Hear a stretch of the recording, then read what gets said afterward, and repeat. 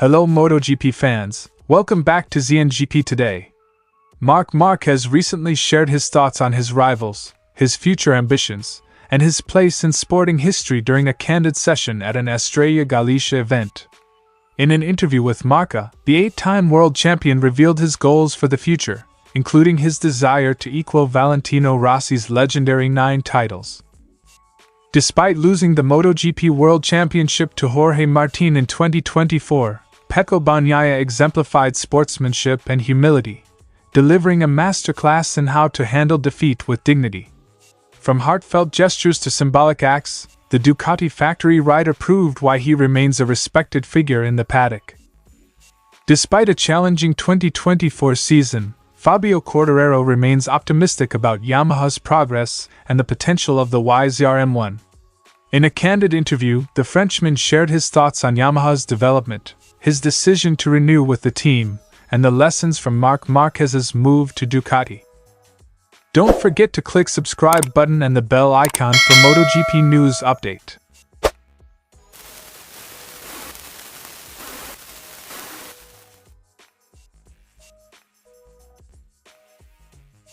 In a light-hearted yet insightful segment, Marquez described his closest MotoGP rivals using just one word each. Known for his sharp analysis, Marquez provided succinct but telling descriptors. Marc's rival descriptions: Pecco Bagnaia, calculating; Jorge Martín, speed; Fabio Quartararo, talent; Alex Espargaro, hardworking; Alex Marquez, tough. When asked to define himself, Marquez chose the word nonconformist. He elaborated on his new team, calling Ducati power, and described his former team, Honda, as historic. Reflecting on his 2024 season, Marquez pointed to the podium finish at Jerez as a standout moment. "It was a very nice moment," he shared. Looking ahead to his first full year with Ducati in 2025, Marquez emphasized the importance of starting strong. "As my head is red, everything is red. I want to have a good preseason and build momentum. From there, we'll see what happens." Quote from Marc Márquez. Marquez remains optimistic about the challenges ahead, with his sights set on not just immediate results, but long-term dominance. One of the most striking revelations came when Marquez discussed his goal of matching Valentino Rossi's record of 9 world championships. "In 2027, we will try to have 9. Every year, I aim to fight for the title, but I won't change who I am or what I value most to achieve it. I'm fortunate to be happy with my life." Despite his ambition, Marquez admitted that achieving another title is no longer about desperation, but about continuing to challenge himself at the highest level. Marquez also weighed in on a broader debate: who is the greatest Spanish athlete of all time? While acknowledging the difficulty of comparing across sports, he highlighted 2 personal icons. Interestingly, Marquez refrained from placing himself in that conversation, maintaining his characteristic humility. "It's hard to pick one because each sport has its own challenges and circumstances. But the best references are Rafa Nadal and Andrés Iniesta. I'm not going to be the person who puts myself in that pool," Marquez concluded. Marquez's focus remains on the future, but his legacy as one of MotoGP's all-time greats is already secure. While he has previously excluded himself from the top 5 greatest MotoGP riders in history, the 8-time champion's ambitions to secure a 9th title could redefine his place in the sport. As Marquez gears up for his first full season with Ducati, he carries the weight of expectation and the hope of achieving something extraordinary, becoming the undisputed greatest Spanish rider of all time and perhaps the best in MotoGP's storied history. Marc Márquez's journey continues to inspire both fans and rivals. His determination to match Rossi's record, combined with his humility and respect for fellow athletes, underscores why he remains one of the sport's most compelling figures. With Ducati's power and Marquez's relentless drive, 2025 promises to be another chapter filled with ambition, challenges, and unforgettable moments. The 2024 MotoGP season saw a gripping battle between two Ducati riders, Pecco Bagnaia and Jorge Martín. Although Bagnaia's quest to retain his crown fell short after a pivotal fall during the Malaysian sprint race, the Italian remained gracious in defeat. "I must thank you for having fought with me, for the title, until the end, for the second year in a row. You have made me have fun and learn. For me, it has been an honor. You are a great rider, and you deserve this title. Enjoy it." Quote from Bagnaia. These words, shared on Instagram after the final race, highlighted Bagnaia's deep respect for Martín and the competitive spirit that defined their rivalry. One of Bagnaia's most poignant acts came immediately after the Barcelona Solidarity GP, the season's final race. Determined to personally acknowledge the end of his reign, Bagnaia removed the number 1 from his Desmosedici himself before the post-season tests. "I wanted to take it off myself, and not let others do it for me. I had put the number 1 on the first fairing, after winning, so I had to take it off the last fairing of the season. I think it was the right thing to do." Bagnaia's decision reflects his belief in owning both victory and defeat, embodying the mentality of a true champion. The number 1 has a storied and somewhat cursed history in MotoGP. After Casey Stoner last wore it in 2012, it took a decade before Bagnaia revived the tradition in 2023.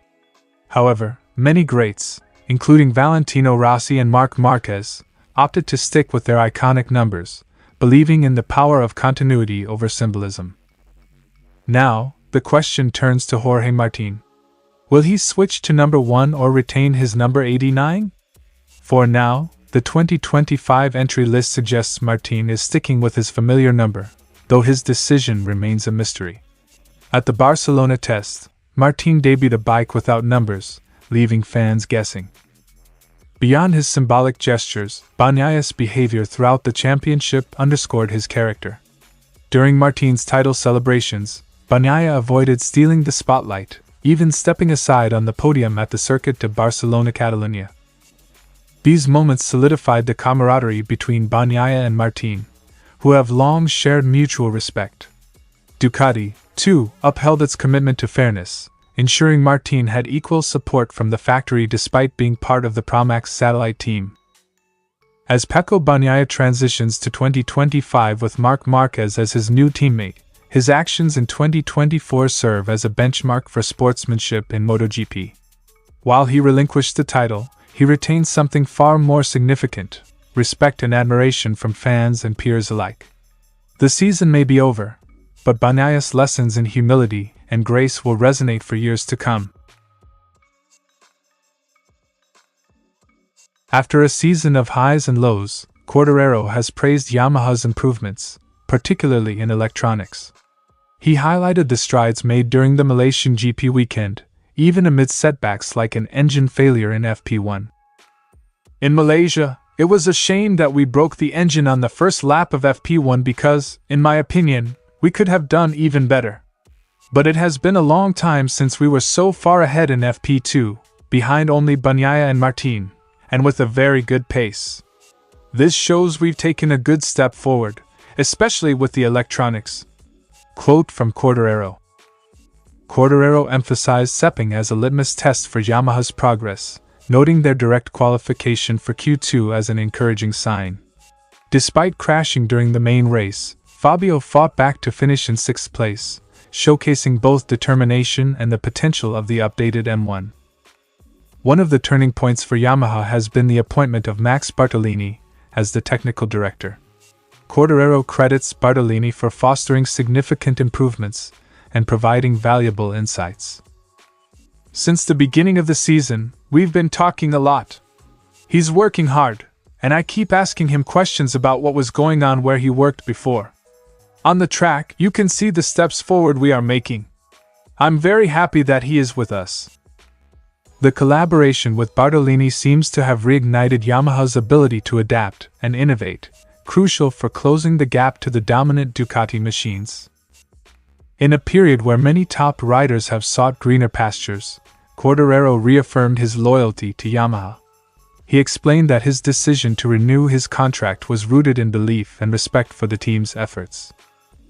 Quartararo contrasted his decision with that of Marc Márquez, who moved to Ducati for 2025. "We were at a crossroads. Either we stopped competing or we came back really strong. I asked for important changes, and Yamaha delivered. Seeing their effort, it wouldn't have been nice to leave. Also, it's a matter of loyalty because they chose me in 2019. Of course, if you're older, you want to go where there's something smarter, which is what Marc Márquez did with Ducati. But I'm convinced that it wasn't the right time for me to leave." Looking ahead, Quartararo is cautiously optimistic about Yamaha's trajectory. While rumors of a new M1 V4 have surfaced, the Frenchman is focused on ensuring that Yamaha takes methodical steps. Additionally, Quartararo expressed enthusiasm for the possibility of a second official Yamaha team, potentially led by Pramac. "I'm not crazy about the idea of seeing it so soon. I want a bike that's ready and working. My main focus is on the 2025 bike, and thanks to concessions, we can change a lot of things. If you look at Ducati, they've taken a big step thanks to Pramac. Comparing 4 riders will be very important, not only for the team but also for me," Quartararo concluded. Fabio Quartararo's faith in Yamaha signals a renewed determination for both the rider and the team. With continued development and strategic changes, Quartararo believes that the Blue Camp can return to being championship contenders. As the 2025 season approaches, all eyes will be on Yamaha to deliver on its promises and reward Quartararo's loyalty. Thanks for watching ZNGP Today, and this is your MotoGP news update. See you in the next video.